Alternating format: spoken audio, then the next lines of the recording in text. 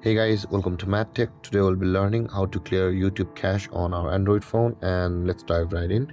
Now, to clear cache of YouTube on Android phone, we'll be required to open the settings of our phone. So let's do that and open the settings. And on this interface, guys, we'll be required to scroll down and find the apps settings. And you can see over here is the apps just below the battery. Tap on the apps, and on this interface again tap on the app management at the top of the screen. And over here, guys, let's wait for it. We'll be required to search for the YouTube. So to do that, tap on the search bar at the top of the screen, search for YouTube, and let's open it.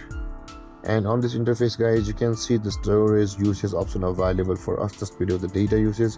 Tap on storage usage, and over here you can find the clear cache button available for us at the bottom of the list.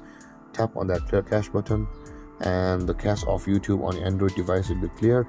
And there, guys, this is how to clear YouTube cache on Android phone. And if you have any confusions or questions regarding the topic, feel free to comment in the comment section below, and don't forget to like, subscribe, and hit that bell icon for more videos.